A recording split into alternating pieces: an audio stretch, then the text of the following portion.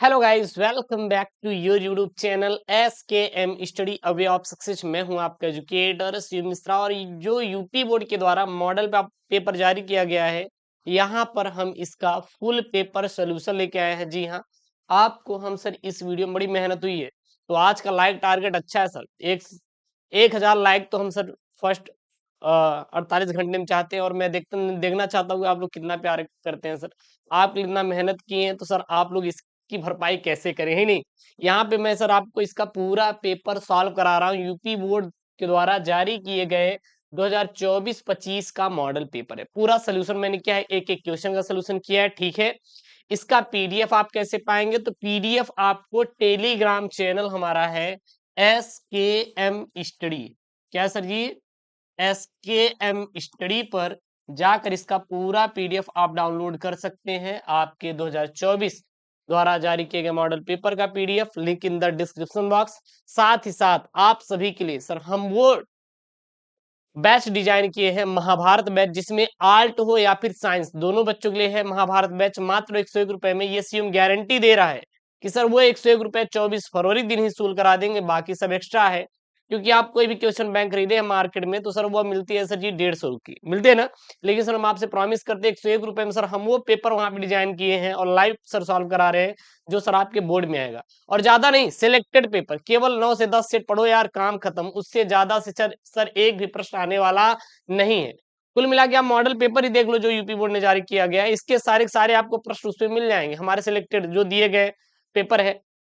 और उसमें सभी विषय के मात्र 101 रुपए में। कैसे ज्वाइन करना है Mahabharat Bharat batch, link in the description box. Google Play Store से डाउनलोड करिए SKM स्टडी एप्लीकेशन को और ज्वाइन हो जाइए महाभारत बैच में। मात्र 101 रुपए में है और ये गारंटी सीएम की है सर। चैलेंज करते हैं सर, आप 24 फरवरी दिन सर आप जाइए सर, हर एक पेपर की सर वहां से प्रश्न आपको मिलेंगे, गारंटी दे रहे हैं सर, ठीक है ना। तो ज्वाइन करिए महाभारत बैच मात्र 101 रुपए में। और वहां पर ये जो मॉडल पेपर है इसका वीडियो सोल्यूशन, साथ ही साथ ये पीडीएफ भी वहां पे पूरा आपको सिलेक्टेड मिल जाएगा विथ सॉल्व, ठीक।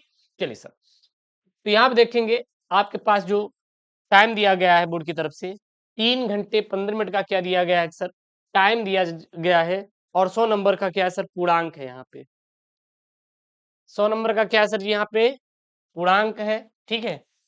पास होने के लिए कितने नंबर चाहिए सर, 33 नंबर की जरूरत पड़ेगी आपको, ठीक। चलिए सर आगे देखते हैं। प्रारंभ के जो 15 मिनट है ये परीक्षार्थियों को प्रश्न पत्र पढ़ने के लिए कॉल की प्रश्न पत्र पढ़ने के निर्धारित है। और इस प्रश्न पत्र में 2 खंड है, दोनों खंडों के सभी प्रश्नों का उत्तर देना क्या रहेगा, आवश्यक बोले तो अनिवार्य है, ठीक। सबसे पहले खंड क है। यहाँ पे खंड क में आपका 50 नंबर का रहने वाला है, जो कि पहला प्रश्न आपका बहुविकल्पी से शुरू होगा, कोई दिक्कत नहीं है, ठीक। सॉल्व करते हैं हम लोग। प्रश्न नंबर 1 है, शिक्षा का उद्देश्य निबंध के लेखक कौन है भैया, शमपूरानंद है। याद कर लीजिए, शिक्षा उद्देश्य के निबंध के लेखक कौन है, शमपूरानंद है। लल्लू लाल की रचना है प्रेम सागर। मैंने सर ये सब महाभारत बैच में करवा दिया है, आप सर पढ़िए तो सर वहां पे सही से सब कुछ मिल जाएगा, ठीक ना। अगला यहाँ पे पर्दा कहानी के लेखक सर कौन है, यशपाल जो भाई साहब हैं, पर्दा कहानी के लेखक हैं। कामायनी किसकी रचना है, जयशंकर प्रसाद की ठीक। अगला यहाँ पे आवारा मसीहा की रचनाकार कौन है सर, विष्णु प्रभाकर जी जो है आवारा मसीहा के रचनाकार है। आवारा मसीहा की रचनाकार अगर आ जाए तो विष्णु प्रभाकर जी है। उसके बाद अगला यहाँ पे प्रश्न है सर, बाण भट्ट की आत्मकथा के लेखक सर हजारी प्रसाद द्विवेदी। सर हजारी प्रसाद द्विवेदी जो है सर ये बाण भट्टी आत्मकथा के क्या है सर, लेखक है। कौन है, लेखक है। उसके बाद यहाँ प्रश्न नंबर 2 है, कामायनी किस युग की रचना है। जो भैया कामायनी है यह किस युग की रचना है, सर कामायनी छायावादी युग की रचना है। कामायनी किस युग की रचना है, छायावादी युग की रचना है सर। लेखक कौन है, जयशंकर प्रसाद। जयशंकर प्रसाद भैया जो है इसके कामायनी क्या सर जी, लेखक हैं। कौन है, लेखक है, ठीक। मैंने महाभारत बैच इस प्रकार से डिजाइन किया है कि सर हिंदी में 100 में 100 एकदम तोड़ के आएंगे। तो जाइए महाभारत बैच का जो भी हिंदी का सर पेपर दिए एकदम घोल के पी डालो। निम्नलिखित कवियों में से कौन प्रगतिवादी युग का है सर, रामधारी सिंह दिनकर जो है सर यह प्रगतिवादी युग के क्या है सर जी, कवियों में से एक है। उसके बाद यहाँ पे अगला यहाँ पे तार सप्तक का प्रकाशन वर्ष है सर 1943। अब ये भी याद कर लेना, प्रथम द्वितीय तिथि इंपॉर्टेंट है, ये खूब आपके पेपर में प्रश्न बनता है। उसके बाद अगला यहाँ पे द्विवेदी युग की रचना है। तो जो द्विवेदी युग की रचना इसमें से कौन कौन सी है, प्रवास है, साकेत है और भारत भारती द्विवेदी युग की रचना है, और कौन सी नहीं है, कामायनी जो है द्विवेदी युग की रचना नहीं है। यहाँ पे अंगा वाला प्रश्न है, अष्टछाप के कवियों का संबंध भक्ति काल की किस शाखा से सर? कृष्ण भक्ति शाखा से है। तो अष्टछाप के कवियों का संबंध किस काल से है? तो वो सर जी कृष्ण भक्ति शाखा काल से है। ठीक, अगला यहाँ पे प्रश्न है, प्रश्न नंबर 3। सब प्रश्न नंबर 3 क्या बोल रहा है, दिए गए गद्यांश प्राधान्य निम्न के प्रश्नों का उत्तर दीजिए। तो ये गद्यांश दिया है, यहाँ से हम लोग इसका आंसर करेंगे। ठीक, गद्यांश क्या है, धरती माता की कोख में जो अमूल्य निधियां भरी हैं, जिनके कारण वह वसुंधरा कहलाती हैं, उससे कौन परिचित न होना चाहेगा। लाखों करोड़ों वर्षों से अनेक प्रकार की धातुओं को पृथ्वी के गर्भ में पोषण मिला है। दिन रात बहने वाली नदियों ने पहाड़ों को पीस पीस कर अगणित प्रकार की मिट्टियों से पृथ्वी की देह को सजाया है। हमारे भावी आर्थिक अभ्युदय के लिए इन सब की जांच पड़ताल करना क्या सजी आवश्यक है। सबसे पहला ये प्रश्न है यहाँ पे कि सर उपयुक्त गद्यांश का संदर्भ लिखिए। तो लिखेंगे पाठ का शीर्षक राष्ट्र का स्वरूप है, और पाठ के लेखक वासुदेव शरण अग्रवाल जी हैं। सर हम कैसे जान गए कि राष्ट्र के स्वरूप से लिया गया है? क्योंकि धरती माता शब्द आया हुआ है, ठीक है, पृथ्वी शब्द आया हुआ है, शब्द आया हुआ है, जब ये शब्द आपको बार बार दिखाई देगा तो ये राष्ट्र के स्वरूप से लिया गया है। उसके बाद अगला प्रश्न है यहाँ पे, धरती वसुंधरा क्यों कहलाती है? धरती भैया वसुंधरा क्यों कहलाती है? तो देखिए, धरती माता कोख में जो अमूल्य निधियां भरी हैं, जिनके कारण वो क्या कहलाती हैं? वसुंधरा कहलाती हैं। तो यही इसका आंसर हो जाएगा कि धरती माता कोख में जो अमूल्य निधियां भरी हैं, जिनके कारण वह वसुंधरा कहलाती हैं। ये पूरा मॉडल पेपर जो है यूपी बोर्ड के द्वारा जारी किया गया, उसका पूरा सोल्यूशन है, ठीक ना, हल है। रेखांकित अंश की व्याख्या कीजिए। रेखांकित अंश में कुछ करना नहीं रहता, मैं आपको बता दूं जरा। रेखांकित अंश में केवल आपको बातों को तोड़ मरोड़ कर पेश करना होता है, बताना होता है। जैसे यहाँ पे धरती माता कोख में जो अमूल्य निधियां भरी हैं, जिनके कारण वह वसुंधरा कहलाती है, उससे कौन परिचित न होना चाहेगा। अर्थात इसी को बढ़ा चढ़ा के लिख देना, एग्जामिनर आपको 2 नंबर देगा, सेम टू सेम उतार देंगे तो 1 नंबर आपको देने वाला है। तो ये तो आप कर ही लेंगे कि धरती माता कोख में जो अमूल्य निधियां बनी, जिनके कारण वह वसुंधरा कहलाती है, उसे कौन परिचित न होना चाहेगा। अर्थात धरती माता यानी कि हमारी धरती पर पर्वत हैं, विंध्य है, नाना प्रकार की नदियां हैं, जंगल हैं, पेड़ पौधे हैं, इत्यादि लोग हमारे पृथ्वी पर क्या करते हैं? निवास करते हैं। तो ये सब यहाँ पे लिख सकते हैं। उसके बाद अगला यहाँ पे प्रश्न है सर, क्या है, पृथ्वी की देह को किसने सजाया है? पृथ्वी की देह को किसने सजाया है? तो इसका आंसर इसी से ढूंढ के कर लीजिए। पृथ्वी की देह को दिन रात बहने वाली नदियों ने पहाड़ों को पीस पीस कर अगणित प्रकार की मिट्टियों से पृथ्वी की देह को सजाया और संवारा है। ये बहुत सिंपल है यार, करने का तरीका कोई दिक्कत नहीं है, आराम से आप पेपर में कर लोगे। अगला यहाँ पे, हम भावी आर्थिक अभ्युदय के लिए हमें क्या करना चाहिए? तो हमारे भावी आर्थिक अभ्युदय के लिए इन सब की जांच पड़ताल करना क्या है? अत्यंत आवश्यक है। अब एग्जामिनर आपको सेकंड भी देगा, मान लीजिए वो नहीं आ रहा है, तो थोड़ा में करके एक और देगा, तो उसका भी हम लोग सॉल्व करेंगे। यहाँ पे बोर्ड ने जो भी मॉडल पेपर जारी किया था, तो ये पूरा हम सॉल्व कर रहे हैं। यहाँ पे अशोक का फूल उसी मस्ती में हंस रहा है, पुराने चित्त से इसे देखने वाला उदास होता है। वह अपने को पंडित समझता है, पंडिताई भी एक बोझ है, जितनी ही भारी होती है उतनी ही तेजी से डुबोती है। जब वह जीवन का अंग बन जाती है तो सहज हो जाती है, तब वह बोझ नहीं रहती और वह उस अवस्था में उदास नहीं करती। कहाँ अशोक का कुछ भी नहीं बिगड़ा है, कितनी मस्ती में झूम रहा है। कालिदास इसका रस ले सके थे अपने ढंग से, मैं ले सकता हूँ अपने ढंग से, उदास होना क्या है बेकार है। सबसे पहला उपरोक्त गद्यांश का संदर्भ लिखिए। तो पाठ का शीर्षक अशोक का फूल है एवं पाठ के लेखक हजारी प्रसाद द्विवेदी हैं। क्यों? क्योंकि भैया अशोक शब्द पहले ही आ गया, तो इसलिए कहां से लिया गया है?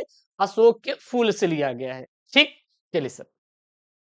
उसके बाद यहाँ पे है रेखांकित अंश की व्याख्या करिए। कुछ भी नहीं करना है, ये जो है ना, ये जो है ना, बस इसी को आप थोड़ा बढ़ा चढ़ा के लिख देना या सेम टू सेम लिख देना। बढ़ा चढ़ा के लिख दोगे तो 2 नंबर, सेम टू सेम लिखेंगे तो 1 नंबर मिलेगा, नंबर नहीं घटेगा। बिल्कुल आप चिंता मत करना, तो इसको खुद से कर लेना, बहुत ज्यादा वो नहीं है। उसके बाद है लेखक क्यों कहता है कि उदास होना बेकार है? क्योंकि भैया अशोक उसी मस्ती से हंस रहा है, तो भैया हम क्यों उदास हो, हम क्यों उदास हो? तो आप लिख देंगे क्योंकि अशोक उसी मस्ती से हंस रहा है, इसलिए हमें उदास होना नहीं चाहिए अशोक को देखकर। गद्यांश का भाव स्पष्ट कीजिए। तो गद्यांश की जो भाषा शैली की विशेषताएं लिखिए। तो ये भैया अपने से कर लेना ना, इसका भाव क्या है और गद्यांश की भाषा शैली, इसको खुद से कर लेना है, बहुत बड़ा चीज नहीं है। अगला यहाँ पे दिए गए पद्यांश पर आधारित निम्नलिखित प्रश्नों का उत्तर दीजिए। सर है क्या यहाँ पद्यांश? दुर्बलता का चिन्ह विशेष शपथ है, पर अवलाजन के लिए कौन सा पथ है? यदि मैं उकसाई गई भरस हूँ, तो पति समान ही स्वयं पुत्र भी खूं। ठीक, पाओ यदि उसमें सार, क्या यहाँ पे? पाओ यदि उसमें सार, सबसे चुन लो, करके पहाड़ मौन सा रह जाऊं, राय भर भी अनुताप न करने पाऊं। सबसे पहला यहाँ पे उपयुक्त पद्यांश का संदर्भ लिखिए, तो लिखेंगे प्रस्तुत पद्यांश का कई अनुताप शीर्षक से उद्धृत है और इसके कवि मैथिली शरणगुप्त है। फिर यहाँ पे लेकर रेखांकित अंश की व्याख्या कीजिए, कहां से कहां तक भैया? दुर्बलता का चिन्ह विशेष पथ है, पर अवलाजन के लिए कौन सा पथ है? अर्थात इसका हिंदी लिखेंगे तो इसमें लिखेंगे, क्या लिखेंगे?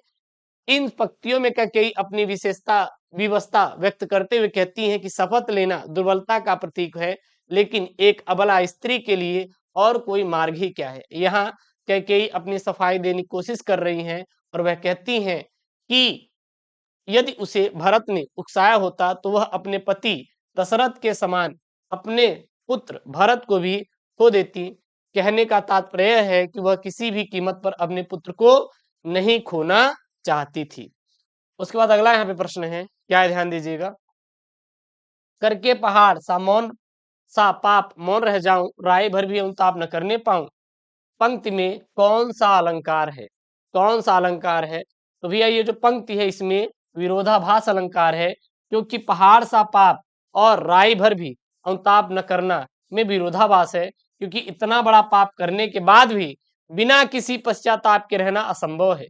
इसके अलावा यहाँ उपमा अलंकार भी है, जहां पाप की तुलना पहाड़ से की गई, यानी विरोधाभास के साथ साथ उपमा भी अलंकार है। पद्यांश का भाव स्पष्ट कीजिए। भाव मतलब बताना है कि सर इसमें क्या बताया गया है, तो यहाँ पे लिखेंगे इस पद्यांश में कैकेयी के पश्चाताप और उसकी आंतरिक पीड़ा का चित्रण है। वह अपनी करनी पर दुखी है और अपनी व्यस्तता और दुर्बलता को व्यक्त कर रही है। उसके बाद यहाँ पे है भाषा की विशेषता बताइए। तो भाषा साहित्यिक खड़ी बोली है, जिसमें तत्सम शब्दों का क्या हुआ है सर? प्रयोग हुआ है। अथवा में ये नहीं आ रहा तो आप ये कर सकते हैं, अथवा में क्या कर सकते हैं सर? लज्जाशील पथिक महिला जो कहीं दृष्टि आए, होने देना विकृत वसना, न तो सुंदरी को जोड़ी जो थोड़ी सी श्रमिक श्रमिक वह हो, गोद ले श्रांति खोना, होठों की अकमल मुख की मान्यताएं मिटाना, कोई क्लांता कृषक ललना, खेत में जो दिखावे, जाता कोई जलद यदि हो वेम में तो उसे ला, धीरे धीरे परस उसकी क्लांतियों को मिटाना, छाया द्वारा सुखित करना तप्त भूतांगना को। अब यहाँ पे लिखेंगे सर जी इसका क्या? उपयुक्त पद्यांश का संदर्भ। तो प्रस्तुत पद्यांश पौनदूतिका नामक शीर्षक से उद्गृत है और इसके रचयिता अयोध्या सिंह उपाध्याय हरियोध जी हैं। उसके बाद है रेखांकित अंश की व्याख्या।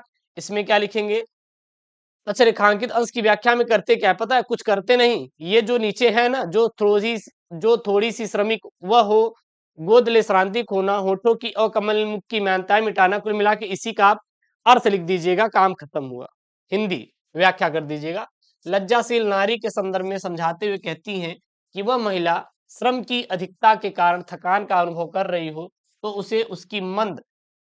उसे अपनी मंद हवाओं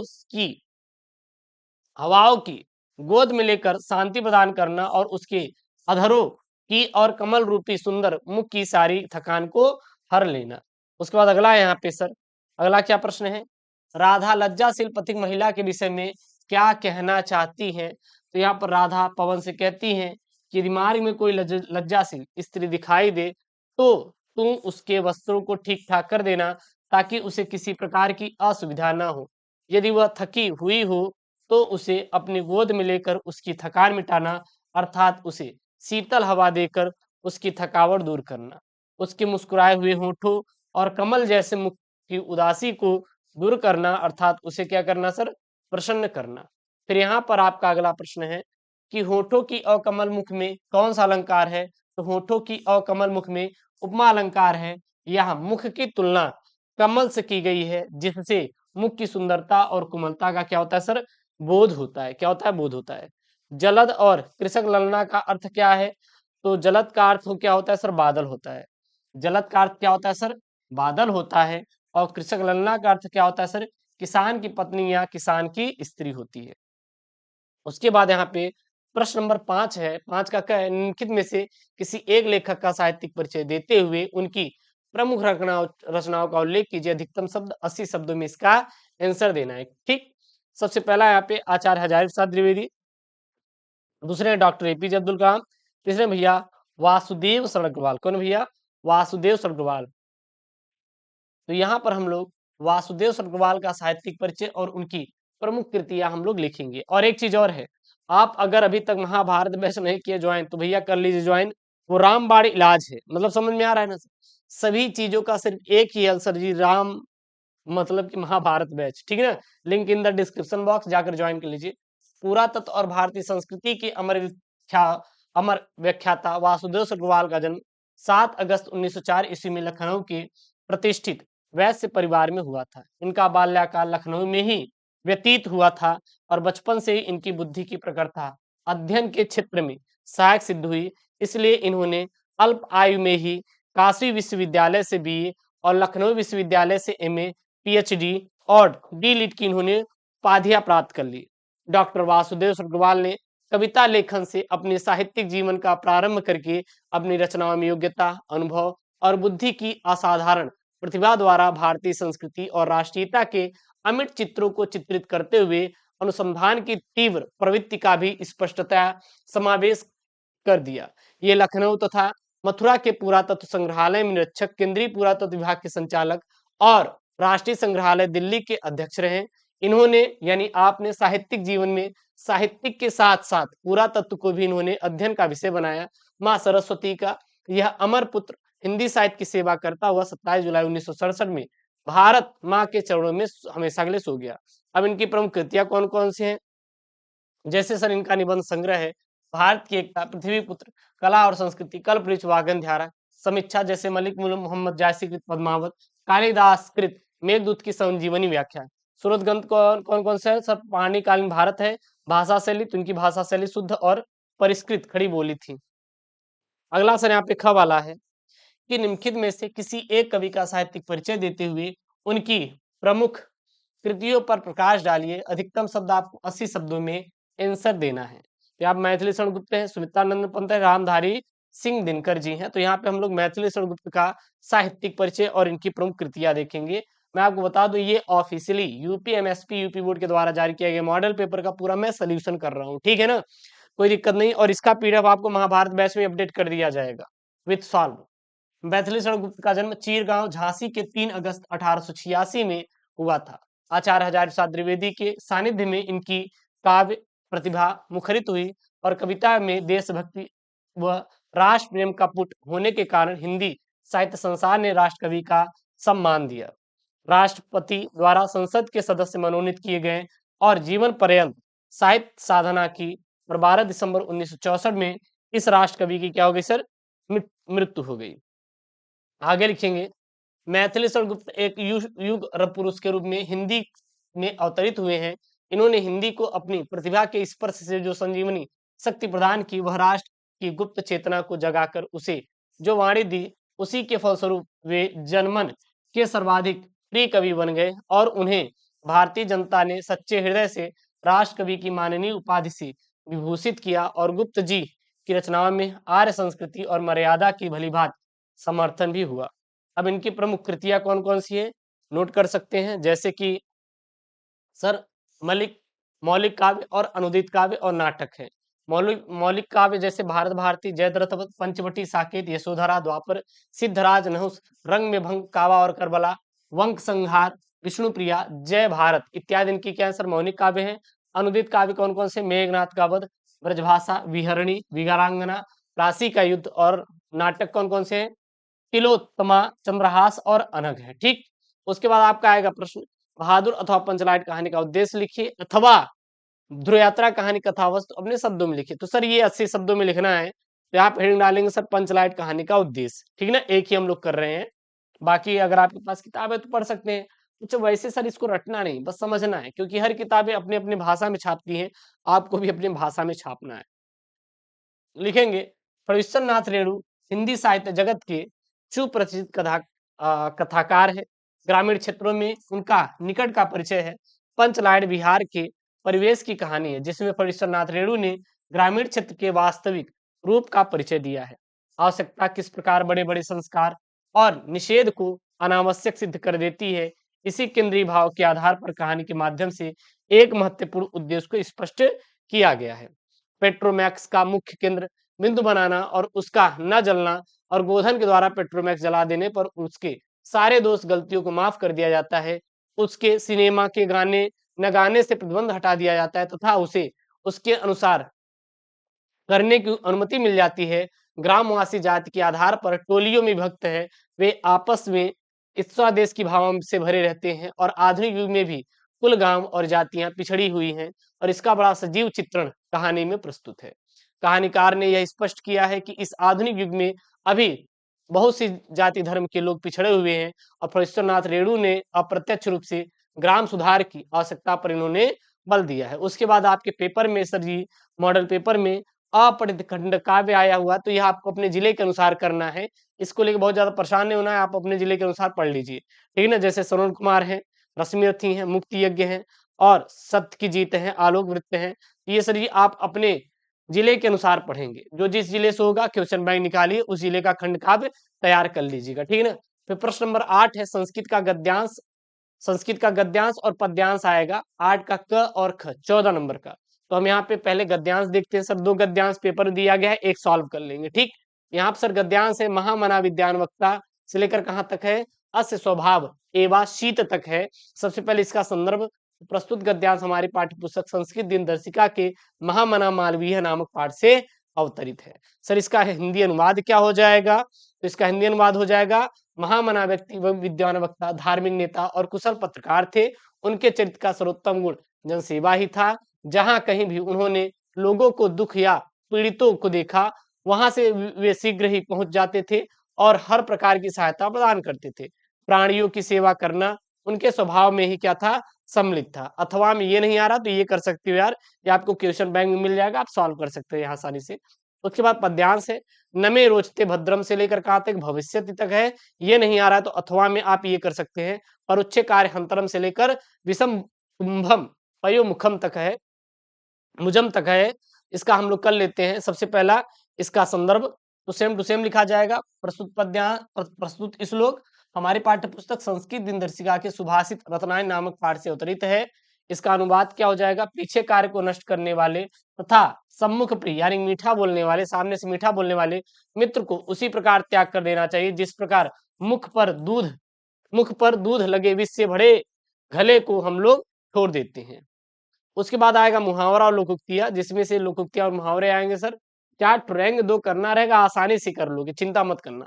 तलवार की धार पर चलना, टका सा जवाब देना, दाल में काला होना, नमक मिर्च लगाना। आपके यूपी बोर्ड ने भैया जारी किया है, देख लेना। तलवार की धार पर चलना अर्थात बहुत ही खतरनाक और जोखिम भरी स्थिति में होना। वाक्य प्रयोग क्या लिखेंगे, इन दिनों सीमा पर तैनात सैनिक ऐसे हालात का सामना कर रहे हैं जैसे तलवार की धार पर चल रहे हैं।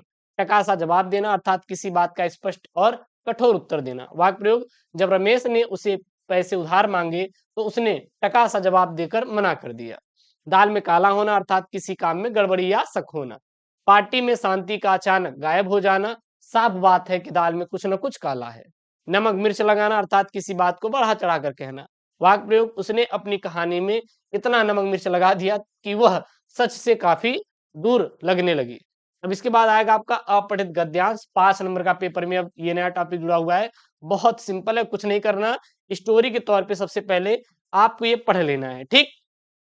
यह कहना एक भूल है कि इच्छा, असंतोष, लोभ आदि के कारण मनुष्य आगे बढ़ने को प्रेरित होता है तथा समृद्धि प्राप्त करता है। वास्तव में इच्छा, असंतोष, लोभ आदि के कारण समाज में शोषण, कुटिलता, अत्याचार, भोग वृत्ति और एवं अशांति को प्रोत्साहन मिला है।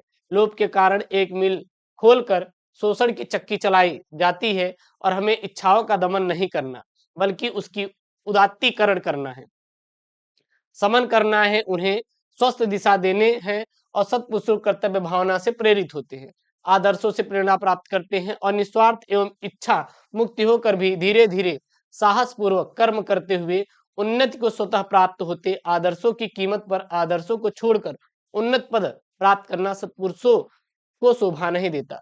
सत्पुरुष उज्जवल भविष्य के लिए योजना बनाकर प्रयत्न करते हुए महोच्च आदर्शों को आंखों से ओझल नहीं होने देते। यदि साधक पदोन्नति और धन अथवा सत्ता प्राप्त करता है तो दो व्यक्तिगत इच्छा की तृप्ति के लिए नहीं, प्रत्युत परोपकार के लिए, मानव मात्र की सेवा के लिए और ईश्वर की प्रसन्नता के लिए। यही है इच्छाओं का उदात्तीकरण। साधक का कर्तव्य है कि अपने और समाज में भले के लिए व्यक्तिगत इच्छाओं से ऊपर उठ जाए। सबसे पहला यहाँ पे प्रश्न है, क्या है? लेखक के अनुसार इच्छा, लोभ और लिच्छा और लोभ आदि का क्या परिणाम होगा? तो भैया लेखक के अनुसार इच्छा और लोभ का परिणाम क्या होगा?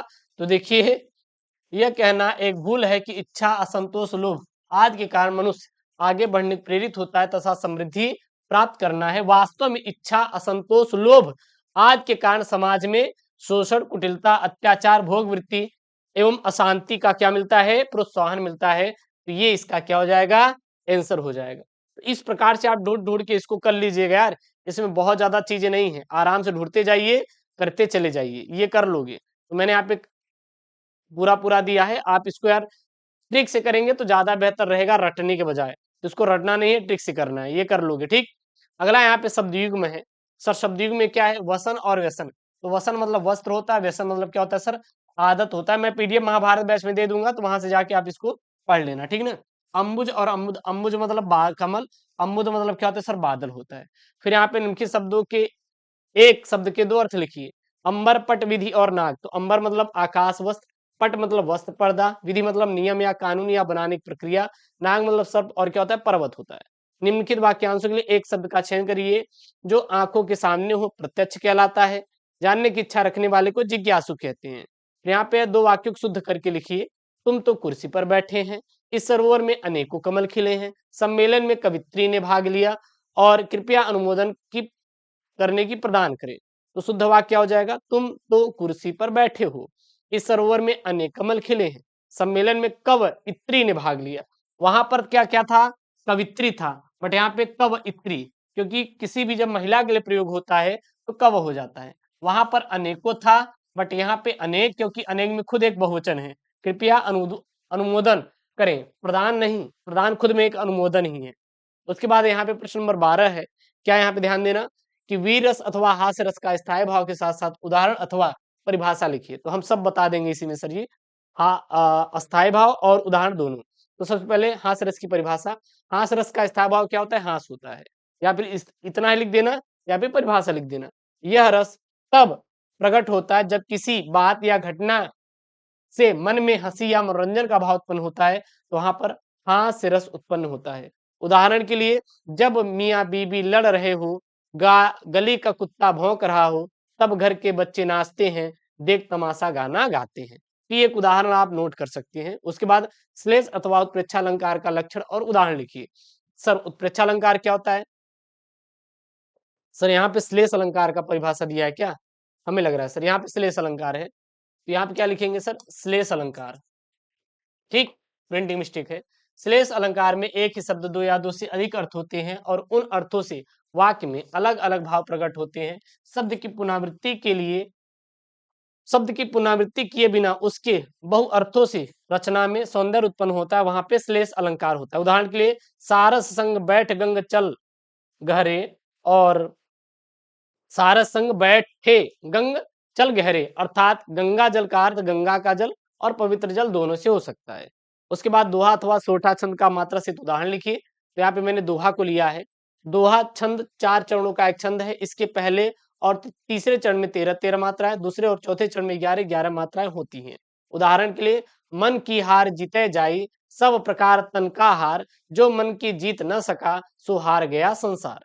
उसके बाद प्रश्न नंबर 13 है। यहाँ पे 13 में क्या इन्होंने एग्जामिनर चाचा ने दिया, ध्यान देना। यहाँ पे बैंक में खाता खोलने के लिए बैंक प्रबंधक को एक आवेदन या प्रार्थना पत्र लिखिए, अथवा शहर में फैली संक्रामक बीमारी की तरफ जिलाधिकारी का ध्यान आकर्षित करते हुए आवेदन पत्र लिखे। मैंने महाभारत बैच में पहले ही सॉल्व करा दिया था, बट यूपी बोर्ड ने लॉन्च किया, तो चलिए देखते हैं। हेडिंग डालिए, बैंक में खाता खोलने के लिए बैंक प्रबंधक को आवेदन या प्रार्थना पत्र पर हम लोग निबंध करने वाले हैं। सबसे पहले लिखेंगे श्रीमती, श्री या श्रीमान, लड़का हो सकता है, लड़की हो सकता है। एसबीआई बैंक प्रबंधक, रामपुर प्रयागराज उत्तर प्रदेश। विषय, खाता खोलने हेतु आवेदन पत्र लिए लिखना जरूरी है विषय। उसके बाद लिखेंगे माननीय महोदय या महोदया, कुछ भी लिख सकते हैं। अगर लड़की है तो महोदया, लड़का है तो महोदय। सबने निवेदन है कि मैं आपके बैंक की शाखा में एक बचत चालू खाता खोलना चाहती हूँ या चाहता हूँ। अगर कोई लड़की लिख रही है तो चाहती हूँ, लड़का लिख रहा है तो चाहता हूँ। मैं आपके बैंक की सेवाओं का लाभ उठाने के लिए इच्छुक हूँ। कृपया मेरे खाता खोलने की प्रक्रिया को शीघ्र संपन्न कराने की कृपा करें। मेरे खाता के लिए आवश्यक दस्तावेज जैसे पहचान पत्र, पते का नाम, पासपोर्ट साइज फोटो आदि पत्र के साथ संलग्न कर रहा हूँ या कर रही हूँ। कृपया मेरे आवेदन को स्वीकार कर खाता खोलने की प्रक्रिया पूरी करने का कष्ट करें। इसके लिए मैं आपका आभारी रहूंगा या रहूंगी। फिर धन्यवाद, फिर दस्तावेज संलग्न, फिर भवदी अवश्य, फिर यहाँ पे संपर्क नंबर, काम खत्म। उसके बाद आपका निबंध लेखन आया है। मैंने महाभारत बैच में सभी का निबंध मैं करा दिया हूँ ऑलरेडी, जो यूपी बोर्ड ने दिया है, और यहाँ पर मैं एक का करा रहा हूँ, ठीक। और इसका पीडीएफ महाभारत बैच में मिल जाएगा, यदि आप लिए हैं तो फुल सवाल इसका पेपर है, ठीक ना, वहां पे आपको मिल जाएगा। क्या है? देश में बेरोजगारी की समस्या, आतंकवाद की समस्या, वृक्षारोपण का महत्व, और साथ ही साथ करें जहाँ पे विद्यार्थी और राजनीति और देश की समृद्धि और विकास में समाचार पत्रों की भूमिका। अच्छा, यहाँ पर इन्होंने 9 नंबर का दिया है सर। पत्र लेखन 9 नंबर का अक्सर आता है, और लास्ट में क्यों? क्योंकि इन्होंने बोला है कि भैया अपनी भाषा शैली, मतलब कि जो मन में आए वो छापो, हेडिंग लगाकर छापो, कॉपी भरो, काम खत्म, मैं दूंगा आपको नंबर, मैं दूंगा आपको नंबर। तो यहाँ पे हेडिंग डालिए, देश में बेरोजगारी की समस्या पर हम लोग निबंध करने वाले हैं। सबसे पहले हेडिंग डालेंगे प्रस्तावना। क्या डालेंगे? प्रस्तावना। तो बेरोजगारी एक ऐसी गंभीर सामाजिक आर्थिक समस्या है जो किसी भी देश के विकास में बाधक बनती है। भारत भी इस समस्या से अछूता नहीं है। बेरोजगारी का तात्पर्य उस स्थिति से है जब कोई व्यक्ति काम करने की इच्छा और क्षमता रखता है, लेकिन उसे काम नहीं मिल पाता, और यह न केवल व्यक्ति के लिए आर्थिक कठिनाइयां पैदा करती हैं, बल्कि सामाजिक और मानसिक समस्याओं का भी कारण बनती हैं, ठीक। अब बेरोजगारी क्या क्या कारण हो सकते हैं? जैसे सबसे पहले जनसंख्या विस्फोट बेरोजगारी कारण हो सकता है, कि भारत की तेजी से बढ़ती जनसंख्या रोजगार के अवसरों से कहीं अधिक है, जिसके कारण बेरोजगारी बढ़ रही है। शिक्षा प्रणाली, हमारी शिक्षा प्रणाली अक्सर रोजगारोन्मुखी नहीं होती है, जिससे शिक्षित युवा भी बेरोजगार रह जाते हैं, क्योंकि उनके पास उद्योग की आवश्यकताओं के अनुरूप कौशल नहीं है। उसके बाद यहाँ पे क्या है आगे? कृषि का अत्यधिक निर्भरता, यानी भारत की एक बड़ी आबादी अभी कृषि पर निर्भर है, जहां मौसमी बेरोजगार का एक आम समस्या है। औद्योगिक विकास की धीमी गति, उद्योगों का पर्याप्त विकास न होने के कारण रोजगार के नए नए अवसर सृजित नहीं हो पा रहे, मतलब नए अवसर नहीं आ पा रहे।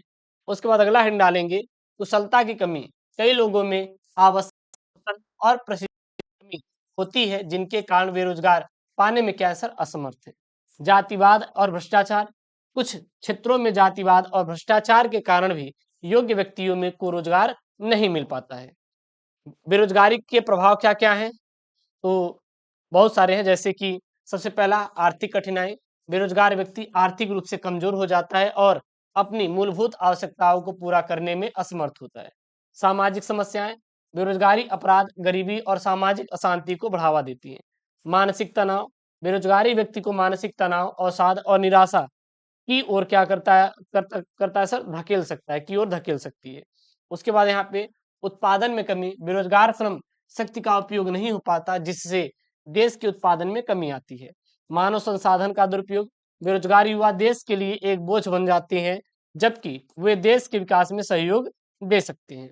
उसके बाद है यहाँ पे बेरोजगारी दूर करने के क्या क्या उपाय हैं। सबसे पहले भैया जनसंख्या नियंत्रण पर आप लोग डालिए प्रेशर, कि जनसंख्या कम हो, यानी जनसंख्या वृद्धि को नियंत्रित करके प्रभावी प्रभावी कदम उठाने चाहिए। शिक्षा प्रणाली में सुधार, शिक्षा को रोजान रोजगारोन्मुख बनाना चाहिए और व्यावसायिक प्रशिक्षण पर जोर दिया जाना चाहिए। औद्योगिक विकास को बढ़ावा, नए उद्योगों की स्थापना और मौजूद उद्योगों के विस्तार को प्रोत्साहित भी किया जाना चाहिए। उसके बाद है कृषि का विकास, अर्थात कृषि क्षेत्र में आधुनिक तकनीकों का उपयोग और विविधीकरण को बढ़ावा देना चाहिए। कौशल विकास का कार्यक्रम, युवाओं को विभिन्न क्षेत्रों में प्रशिक्षित करने के लिए कौशल विकास कार्यक्रम चलाए जाने चाहिए। उसके बाद लिखेंगे रोजगारों को प्रोत्साहन, स्वरोजगारों का प्रोत्साहन तथा युवाओं को अपना व्यवसाय शुरू करने के लिए प्रोत्साहित किया जाना चाहिए और उन्हें आवश्यक सहायता प्रदान की जानी चाहिए। भ्रष्टाचार पर नियंत्रण, रोजगार के अवसरों को में पारदर्शिता और निष्पक्षता सुनिश्चित करने के लिए भ्रष्टाचार पर नियंत्रण आवश्यक है। उसके बाद लास्ट में लिखेंगे सर निष्कर्ष, निष्कर्ष में क्या लिखेंगे? बेरोजगारी एक जटिल समस्या है जिसका समाधान सरकार, समाज और व्यक्तियों के सम्मिलित प्रयासों से ही संभव है। हमें शिक्षा, कौशल विकास, औद्योगिक विकास और जनसंख्या नियंत्रण पर ध्यान केंद्रित करना होगा ताकि रोजगार के लिए अधिक अवसर सृजित किए जा सके और देश को बेरोजगारी की समस्या से मुक्त किया जा सके। तो ये रहा सर आपके यूपी बोर्ड के द्वारा जारी किया गया ऑफिशियल मॉडल पेपर, आधिकारिक मॉडल पेपर, जिसका मैंने एक-एक प्रश्न को सॉल्व किया है। और हाँ, इसका जो पूरे सॉल्व का पीडीएफ है, आपको महाभारत बैच के अंदर मिल जाएगा विथ वीडियो। तो साथ ही साथ इसका जो पीडीएफ जो यूपी बोर्ड के द्वारा जारी किया गया मॉडल पेपर पीडीएफ, वो टेलीग्राम पे मिल जाएगा। तो टेलीग्राम चैनल जाकर ज्वाइन कीजिए और इसका फुल सोल्यूशन पीडीएफ पाने के लिए महाभारत बैच ज्वाइन कर लीजिए। वैसे यहाँ पे है, बट बहुत बच्चे चाहते हैं कि सर हमें इसका पीडीएफ मिल जाए, तो महाभारत बैच में आपको इसका पीडीएफ मिल जाएगा, क्योंकि बहुत ही भाई टाइम निकाल के इसको सॉल्व किया गया है। तो जाइए महाभारत बैच ज्वाइन करिए, 101 रुपए में गारंटी है सर, सभी सब्जेक्ट का सर हम वही पेपर देंगे जो आपके बोर्ड परीक्षा में छपेगा। ये गारंटी सर अपनी है, सीएम की ले जाओ सर। 101 रुपए बहुत बड़ी बात नहीं होती सर, आप बस मन लगा के पढ़ाई कीजिए, हो गया। मिलते हैं नेक्स्ट वीडियो में दोस्तों। थैंक यू, जय Hind, take care, bye bye.